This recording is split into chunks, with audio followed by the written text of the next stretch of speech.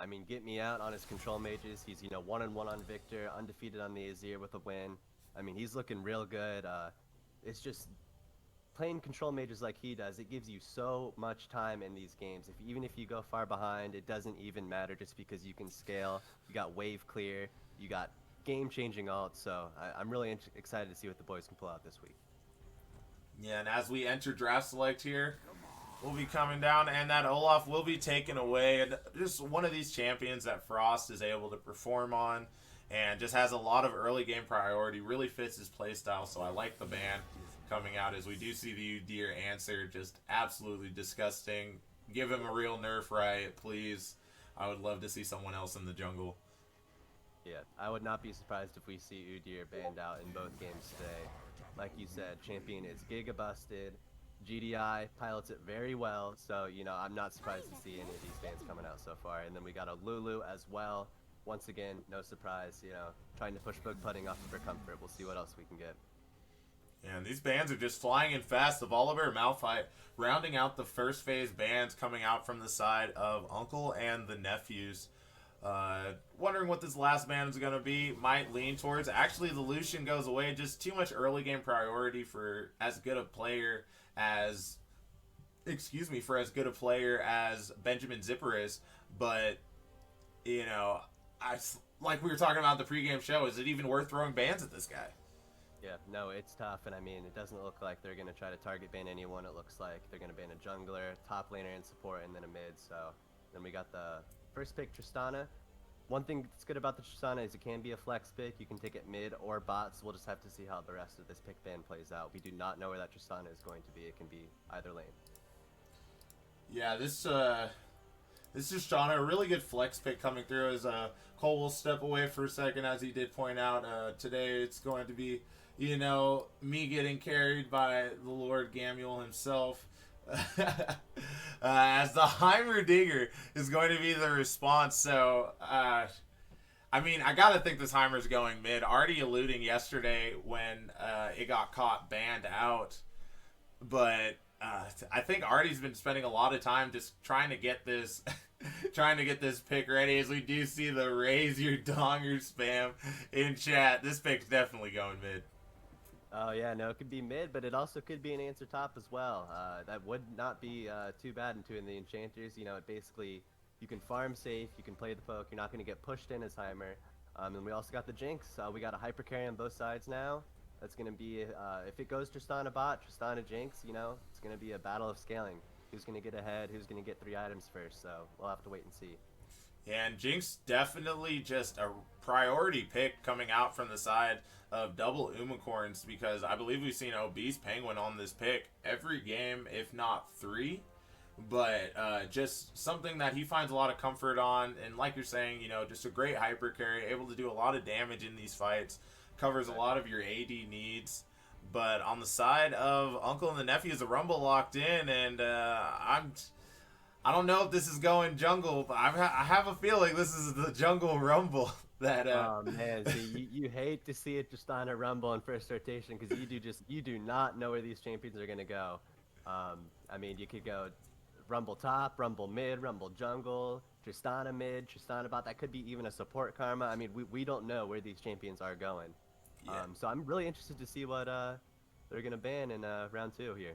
Yeah, just really flexible in their first phase of the draft. Have done such a good job of not giving anything over to the side of the double Umacorns for what they're looking to do, as they have to ban out the Morgana, because like we were saying, this Rumble could go in any lane aside from bot. It makes sense. So I think you have to get rid of the Morgana. Just even with the nerfs, are still a very strong jungler, still a ridiculously fast clear, as it happened yesterday and it happens again today. Sejuani falling through the priority for the double Umacorns and just picked up in the first step of the second round of bans. Yeah, no, it does not look like Uncle T and the Nefs want to play against any tank champions today. Looks like they're trying to ban out the top side of the map. A lot of top bans, a lot of jungle bans. I think they know what they're doing coming into this champ select. They have a clear goal, and they do not want to play against tanks with their comp. Absolutely, which could only lead us to believe that we're going to see more of this double enchanter type style to where we're kiting backwards. And 4 out of 5 of these champions are definitely directed at Frost here. You know, really good job by them acknowledging the strong point of the team and doing what they can before the game has even started in this draft select to neutralize the impact he's going to have on the game. Oh man, if I was playing League and I had 4 bans directed at me, man, I would be pissed. I would be wanting to show them, you know what, you cannot ban me out. I am Frost Unbreakable. All right. See what he picks. Oh, And and the it's a Skarner. Skarner. Skarner. Interesting, very interesting pick. This is powerful, especially with the comps that we've seen out of Uncle and the Nephews, to where they're looking to just kite back, play these long drawn out fights. If you can just jump in and you can grab an important piece like this Karma before she's able to get off these monstrous shields, the movement speed, or the Tristana even out of the jump, or Rumble when he's running in, if you could suppress one of these picks and pull them apart from the team, get them out of this 5-man stack that's really enabling them to play the way they do. I just think really good recognition of a pick to counter the style that Uncle and the Nefs do in draft select. Yeah, and I mean we got a Zaya coming in with the answer from the Skarner. It's he's trying to play as safe as possible. It looks like in the Braum as well. So I mean they tried to ban out tanks. I mean they did ban out tanks, but they are still looking real beefy. So we'll see. Oh yeah, as it looks like we're gonna hover the Alistar here, and I mean.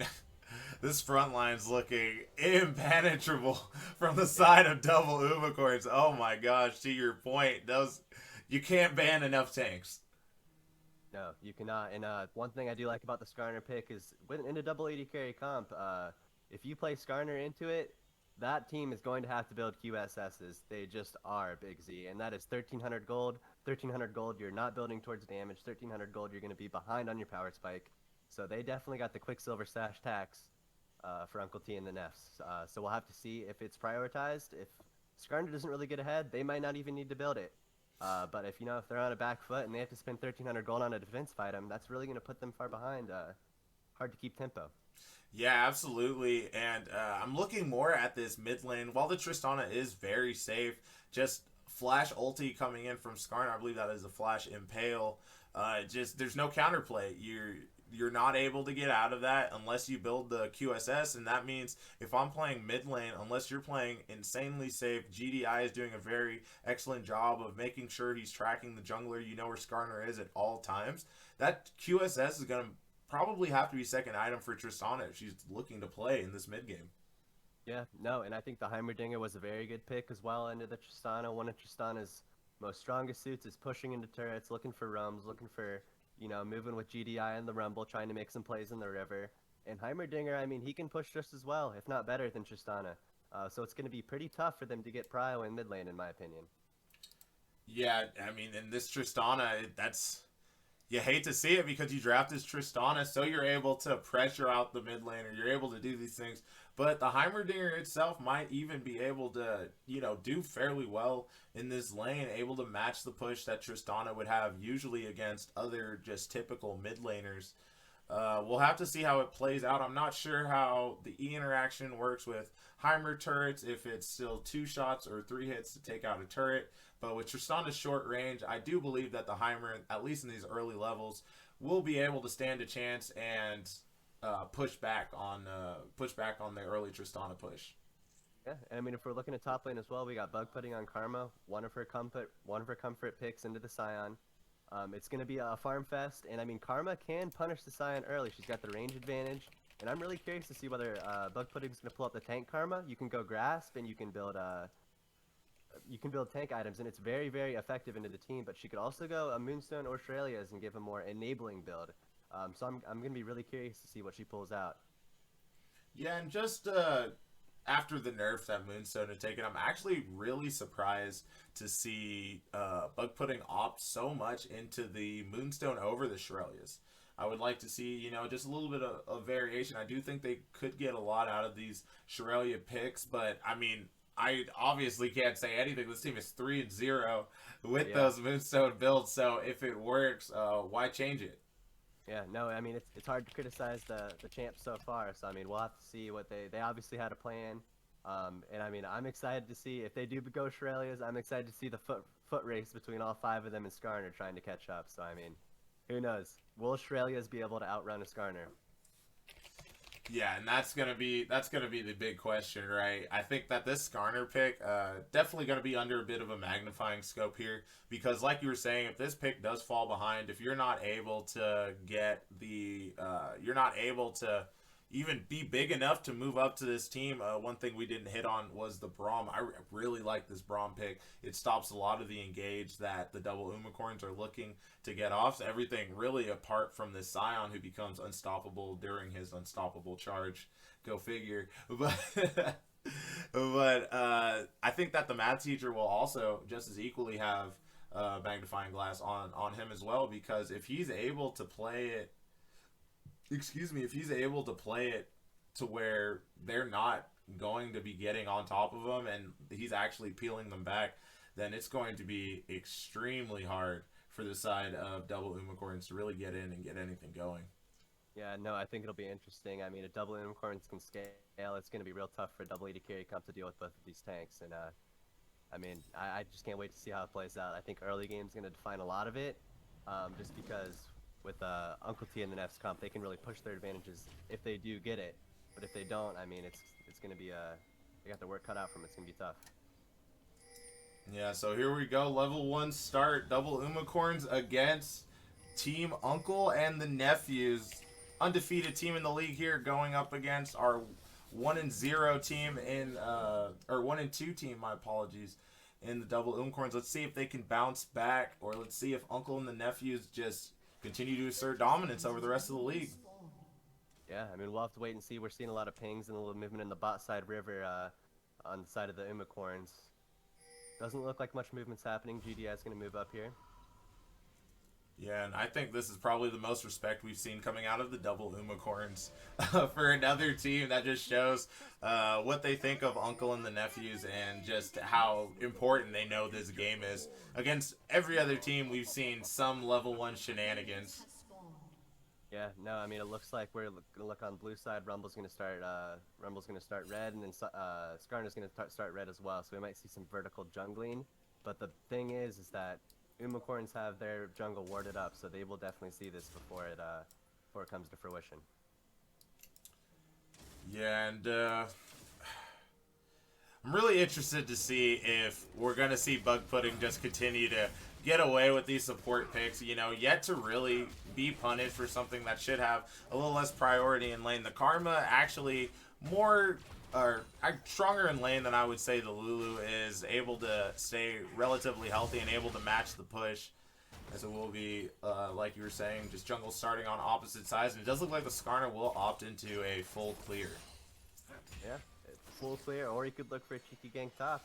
And like I was saying before, Bug Pudding, it does look like she took the grasp on the Karma, so that could be potentially a tank build. Uncle T and the Nefs might not be as quick as we man. Yeah, and this Heimerdinger, forget the push, just losing the level 2 trade. This is something that Tristana does very well, what makes her such a good mid laner. As soon as she gets that rocket jump into her explosive charge, it becomes so hard for just about anybody in the mid lane to really deal with the pressure that she's able to just jump in with. And I mean, you see it here, already chunked down to like 30% health off of that one combo. Yeah, I mean, if you're not paying attention to how many minions the enemy mid laner has killed and it's a champion like Trist, I mean, you can get punished for it, and it looks like Benjamin Zipper took advantage of that. Yeah, but already able to wrestle back some dominance in this lane. Did cost him a pot, but with that Doran's Ring start, does have an extra pot up on the Trist, so you know, fairly even in this mid lane as we had predicted. Just both champions really proficient at pushing, and it's going to really come down to, at least for the side of Uncle and the Nephews, Benjamin Zipper on this Tristana, if he's able to find Artie with his pants down and get this full-on engaging. Yeah, I mean, we'll see, Big Z. Another thing that's really interesting is we have double TPs on both teams. So, I mean, since they're all in comms, since this is a 5 versus 5 environment, I mean, it could be a party in a lane quite early. We'll have to see how that pans out. Yeah, and both of us being AD mains, I'd be remiss for that to be anywhere but as usually. Flashback, Big Z. Oh man. Seymour, you're all good. We'll run a poll on the next game. My apologies to everybody for not having that one going on. Eli, how you doing, my brother? But, oh, yeah, as we will see the all-in here. Great stun. Will leave Benjamin Zipper stuck eating tower shots, but flash coming out of Artie does mean that the next gank coming out of GDI, the next rocket jump coming out, will be difficult.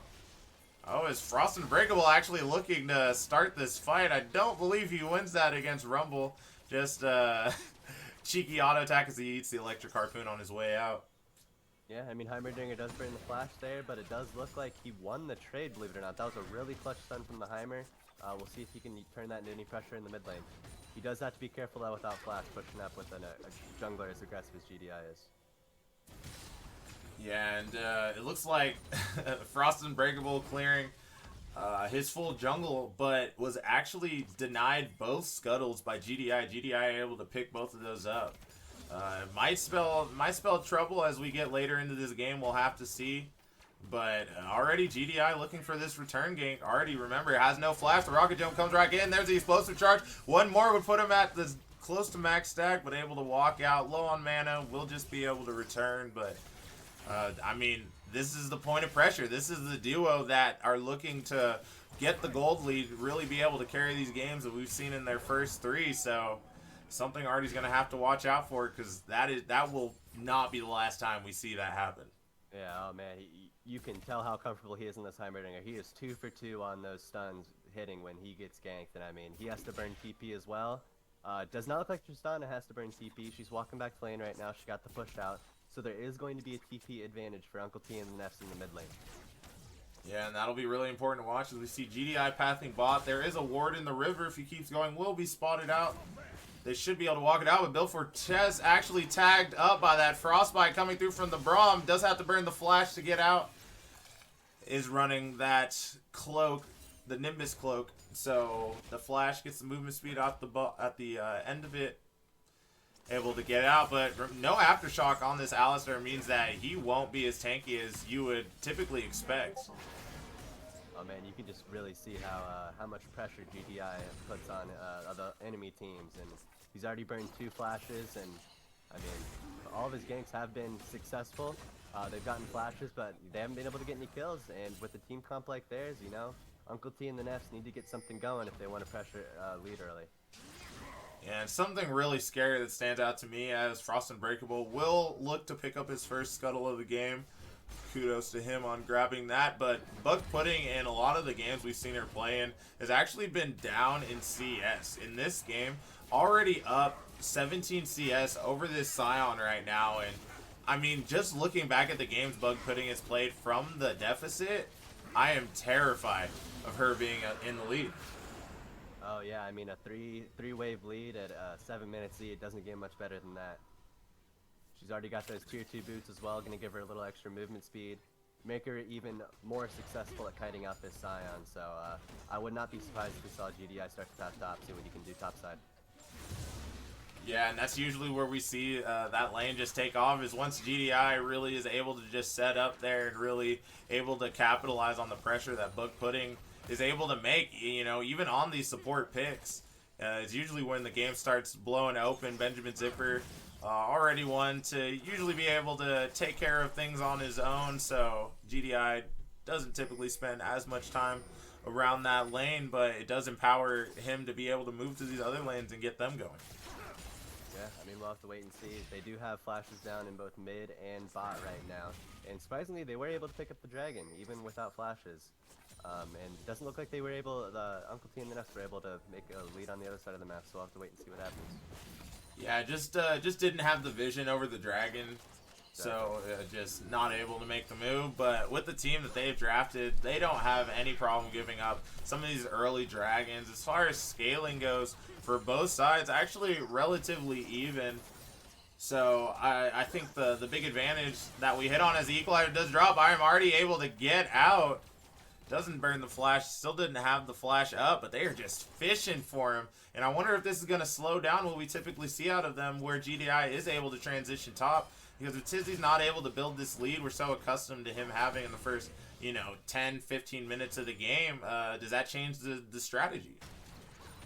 I don't know. I mean, they just have so much creative potential on the side of Uncle T and the Nest. If Uncle T's can't get going, Bot's gonna get going. If Bot's not gonna get going, Top's gonna get going. So we'll just have to wait and see.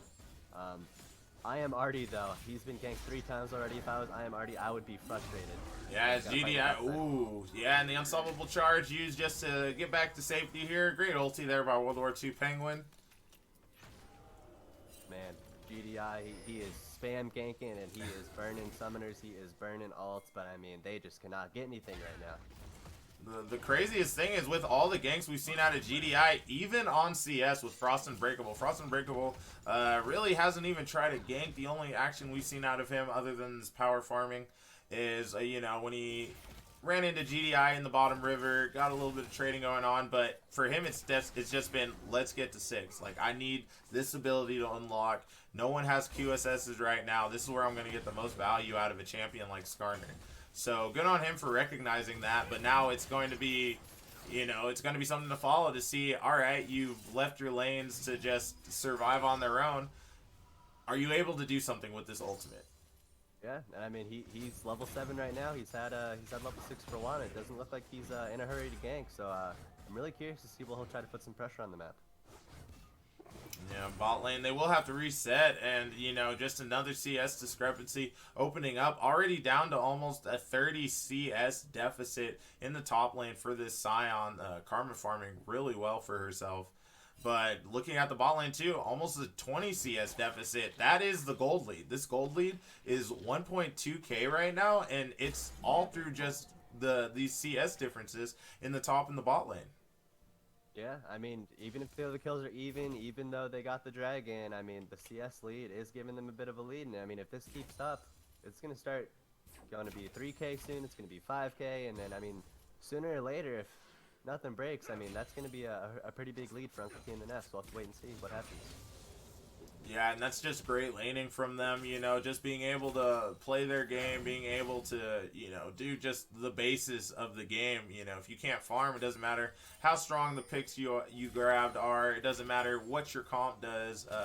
If you're just losing out in gold at not being able to pick up these minions, not being able to last hit correctly, it becomes so painful as the equalizer does drop as they try to go on the Rift Herald. Already, the flash comes up and the Buster Shot will knock him back, but it does not kill him. Frost Unbreakable does use the flash as well, and they both get out with a sliver of health. The Mega Death Rocket will go wide, but this will be the Rift Herald going over to the side of Uncle and the Nefs, and thanks for the leash. We'll take some more gold, and we're going to just make sure one of our lanes that are already ahead in all 3 lanes is Obese Penguin caught up by the Blade Caller, and now Champagne Shower flashing forward. That is the flash coming out. Remember the Mega Death Rocket used, so not able to follow up. But Champagne Shower flashing forward, picks up the first blood. Here comes the Glacial Fisher coming out of the Braum. They will exhaust him, slow him down, locked up by the Brown passive. Built for chest, will have to burn flash. Champagne Shower eating a tower shot on the back of that. Had to burn the healer. They would have gone down, but that will be the Rift Herald summoned in the mid lane, and you have to think that will be the mid lane going down. And Tristana just activated as the tower does stay alive. Just barely here. Built for chest trying to dissuade Math Teacher, get him off of this tower, but really good sequence of events there from Uncle and the Nefs. Would have been more than 1 kill had only a pair of them not just barely gotten out. Both Frost and Breakable, I am already getting out with probably a collective 200 health. Oh man, Big Z, right when we were talking about how they weren't able to make plays, we get 2 plays on opposite sides of the map. Not only do we get that crazy equalizer by GDI, oh, and we looks like we got a fight on Dragon here.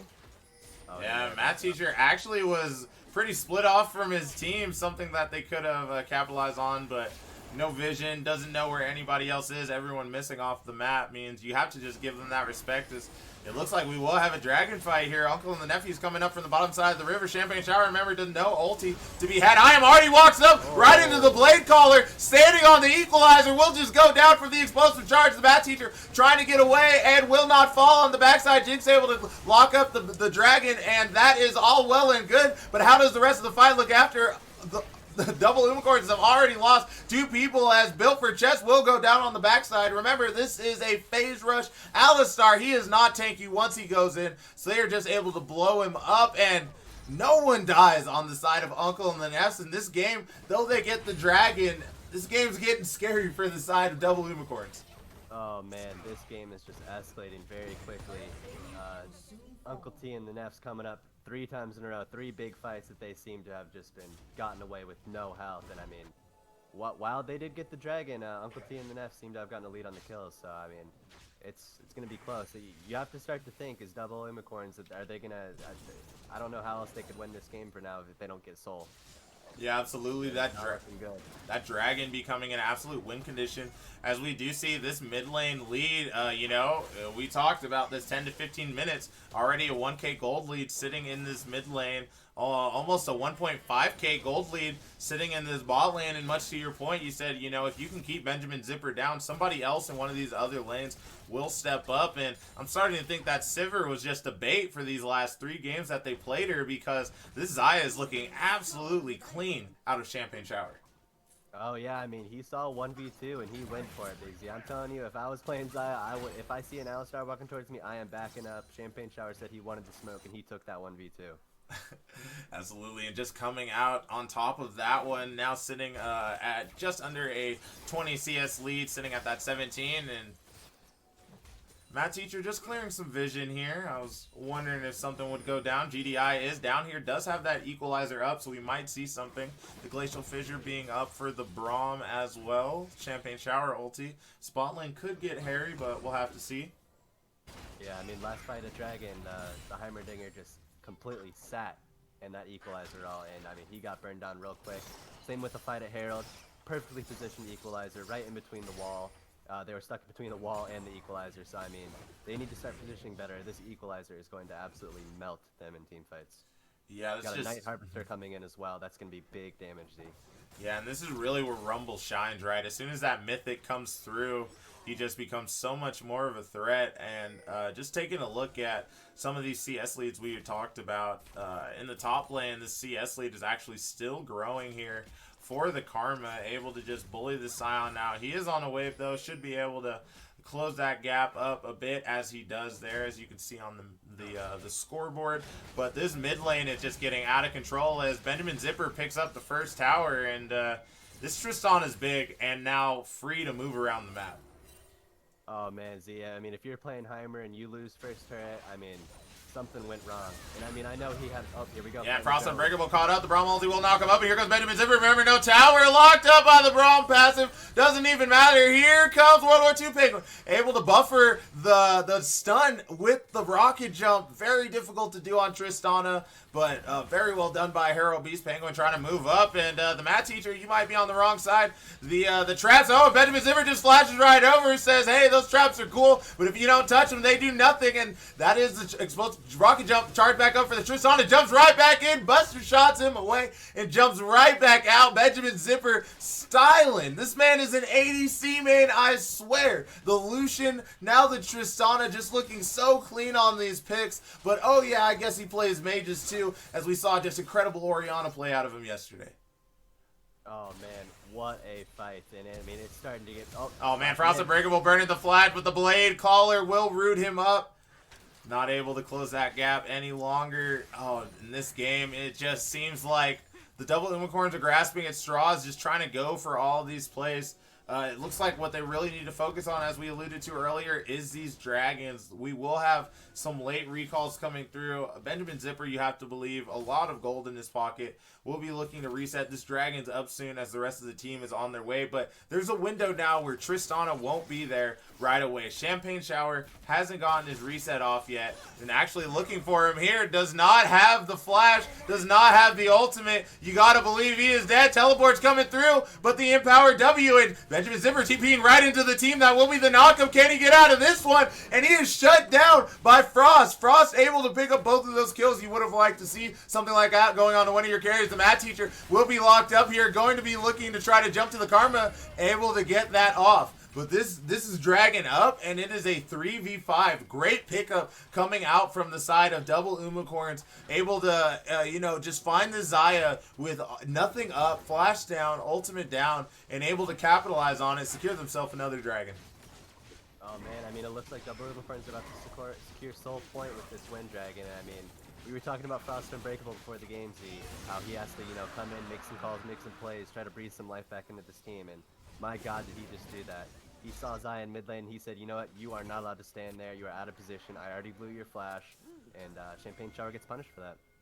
Yeah, and just really good on him as World War II Penguin walking way too far into this river right now. You got to think that they're on the Herald.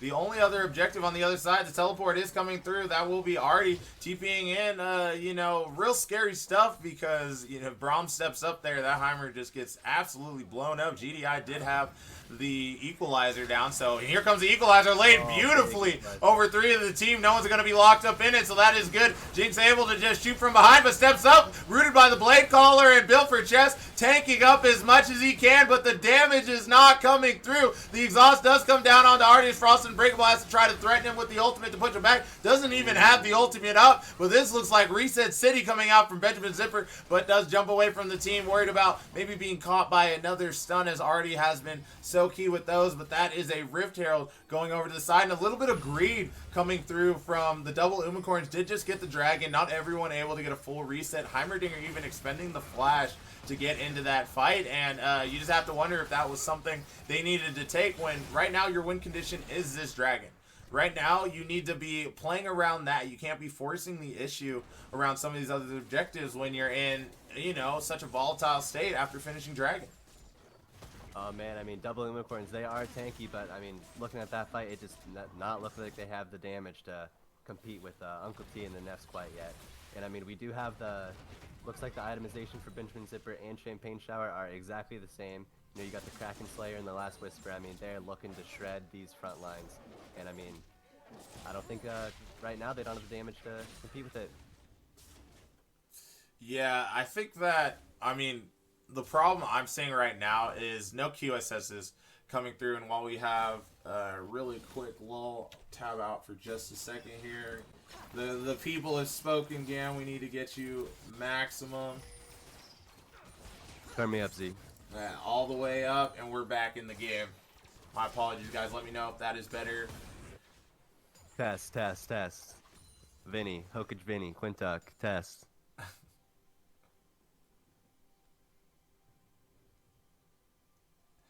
You know, you give the people what they want, and they just disappear on you. Good. All right, perfect.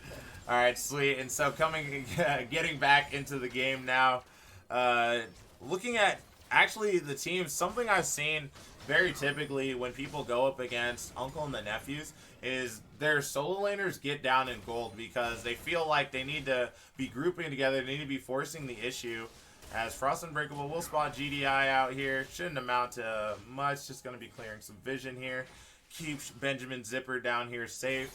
But I feel like a lot of people feel the need that they need to try to match their pressure.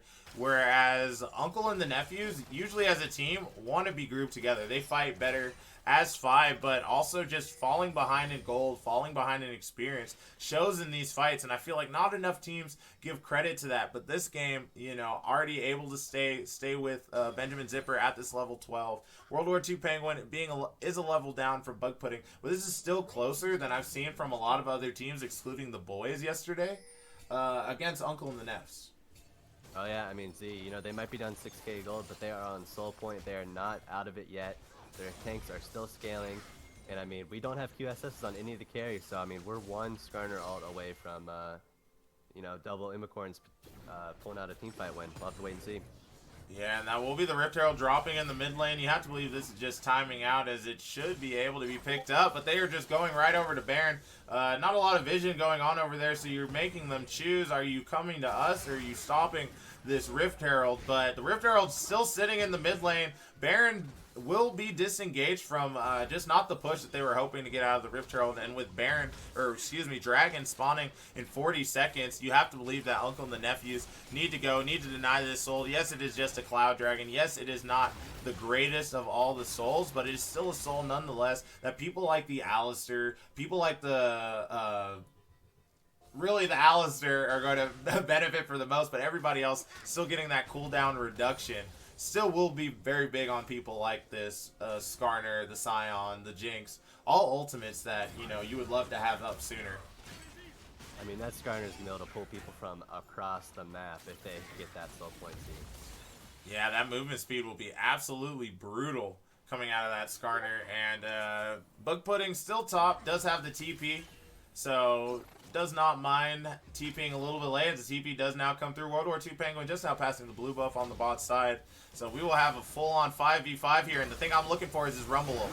As Frost Unbreakable flashes right onto the Rumble, they need to blow this Rumble up, able to get the equalizer down, and Frost Unbreakable actually drops. Obese Penguin shoots the Mega Death Rocket on the backside. Matt Teacher does escape into the rest of his team, and World War II Penguin does go down. Beautiful Blade Caller coming out from Champagne Shower. We'll just clean him up, and this is Dragon coming through for the side of Uncle and the Neffs, able to deny that soul from the double Umacorns. Oh man, Z, you see Frost Unbreakable try to flash in and all, and GDI there, I think he actually, I don't know if my eyes see me, but I think he actually Quicksilver sashed early there. So the ult still went through, and I mean, I don't know if that was intentional from Frost to try to braid it out, but that was really well played. But I mean, unfortunately, I mean, there's just not enough damage on the side of double Umacorns yet to compete with Uncle T and the Neffs. Yeah, and this Jinx is just going to be such an absolute monster once the Rune Ant Hurricane, and yes, I know I'm a Jinx sympathizer. I simp this second item on this champion so hard. You guys hear about it every game she's in.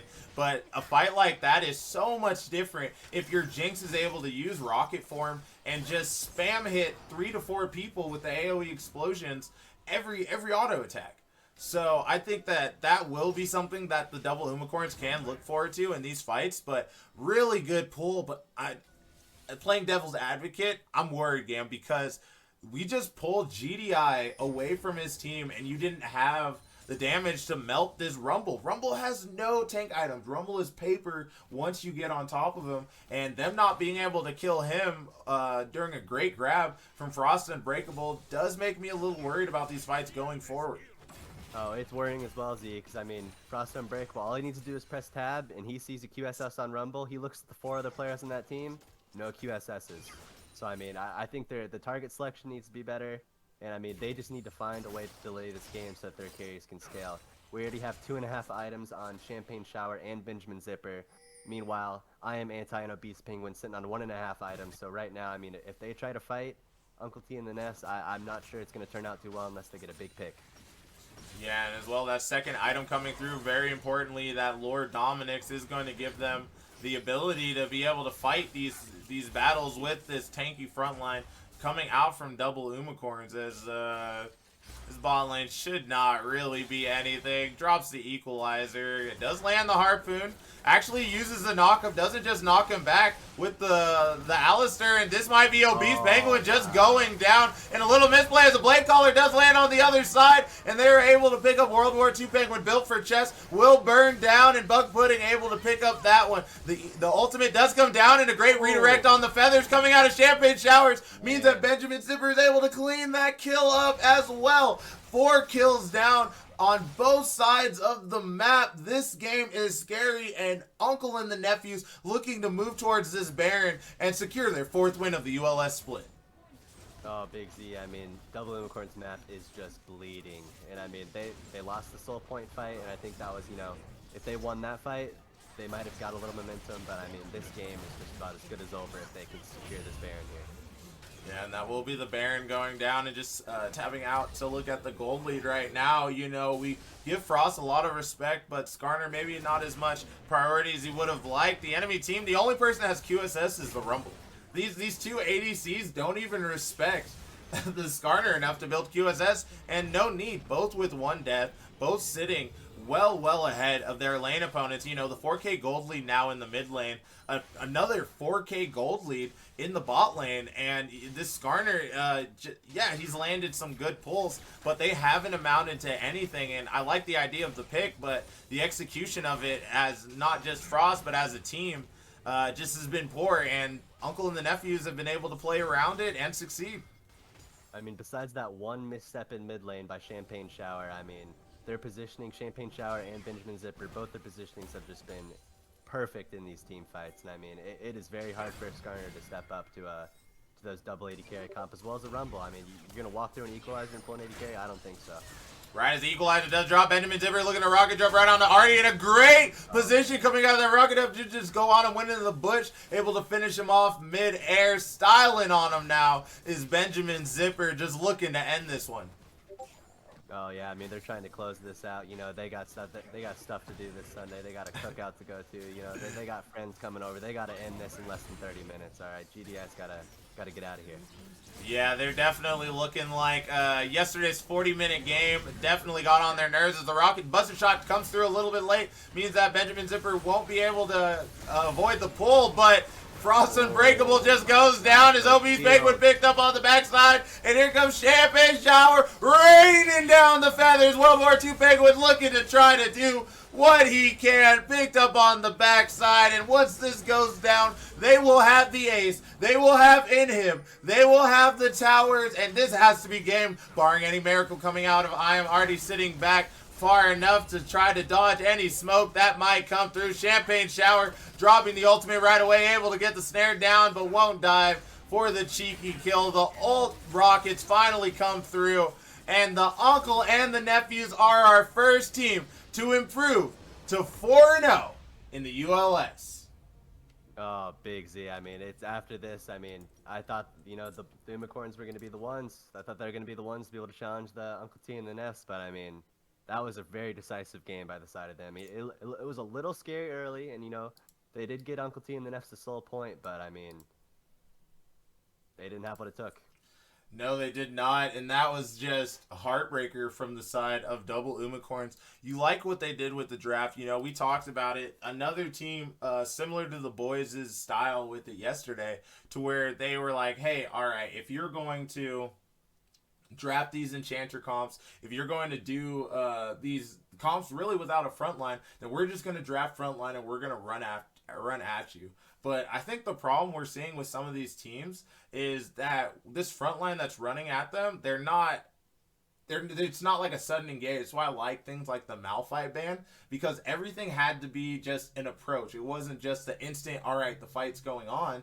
And so when you draft pieces like the Braum, pieces like the Karma, it's so easy to kite back from what the enemy's team is trying to do. And I feel like Uncle and the Nephews, you know, they show time and time again that if you want to run at us, good luck. Yeah, I mean, they are just prepared for these fights. They were prepared for the Skarner ults, and I mean, you just have to think, I mean, are they ever going to be taking off their comfort picks? Are they ever going to not play Enchanter Stop? Are they ever going to get punished early in mid or bot lane? I mean, it's been real tough to compete with them.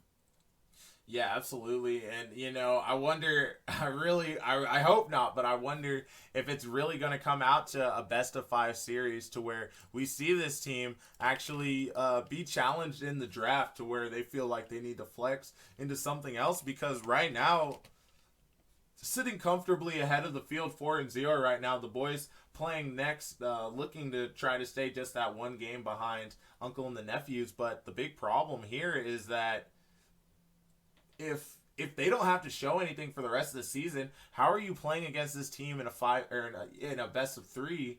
And as soon as they bring something out that they're flexing or something that you haven't seen, it's, you know, like this sucks. This is the first time I've seen it, because they weren't challenged to change a style, to change picks, to really have any variation.